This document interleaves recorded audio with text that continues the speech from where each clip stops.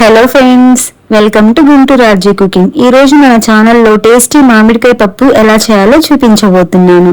ముందుగా మనం ఒక గ్లాస్ కందిపప్పుని తీసుకొని కడిగి అందులోకి 1 కప్పు మామిడికాయ, 1 కప్పు ఉల్లిపాయలు, 1 కప్పు టమాటాలు, అలాగే కొన్ని పచ్చిమిర్చి, అలాగే కొంచెం కారం, తగినంత ఉప్పు, ఒక 4 వెల్లుల్లి, అలాగే కొంచెం ఆయిల్, 2 టేబుల్ స్పూన్ల వాటర్ వేసుకొని కుక్కర్కి మూత పెట్టుకొని ఒక 3 విజిల్స్ వచ్చే వరకు మనం ఈ పప్పును ఉడికించుకోవాలి.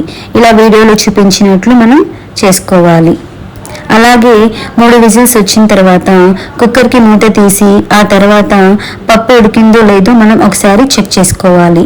ఇలా పప్పు బాగా మెత్తగా ఉడికిన తర్వాత మనం దాన్ని బాగా స్మాష్ చేసుకోవాలి. ఇలా వీడియోలో చూపించినట్లు పప్పు గుత్తితో పప్పుని బాగా మెత్తగా చేసుకోవాలి.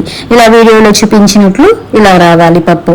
ఆ తర్వాత మామిడికాయ పప్పుకి పోపు కోసం 1 స్పూన్ ఆయిల్ వేసుకొని అందులో తాలింపు గింజలు వేసుకోవాలి. తాలింపు గింజలు కొంచెం బాగా వేగిన తర్వాత ఒక ఎండుమిర్చి వేయాలి. ఎండుమిర్చి వేయడం వల్ల చాలా టేస్ట్ ఉండిద్ది పప్పు. ఆ తర్వాత 1 కప్పు ఉల్లిపాయ వేసుకోవాలి. ఉల్లిపాయలు వేసిన తర్వాత ఈ పోపుని బాగా కలుపుకోవాలి. ఆ తర్వాత కొంచెం కరివేపాకు వేసుకోవాలి. కొంచెం వెల్లుల్లి వేసుకోవాలి. ఒక 2-3 వెల్లుల్లి వేసుకోవాలి. ఇలా వేసుకొని ఇలా బ్రౌన్ కలర్ వచ్చేలాగా మనం ఫ్రై చేసుకోవాలి. ఉల్లిపాయలు ఇలా బ్రౌన్ కలర్ వస్తే మామిడికాయ టేస్ట్ అనేది చాలా బాగుంటుంది. ముందుగా మనం ఉడికించుకున్న పప్పులోకి కొంచెం కొత్తిమీర వేసుకొని కలుపుకోవాలి.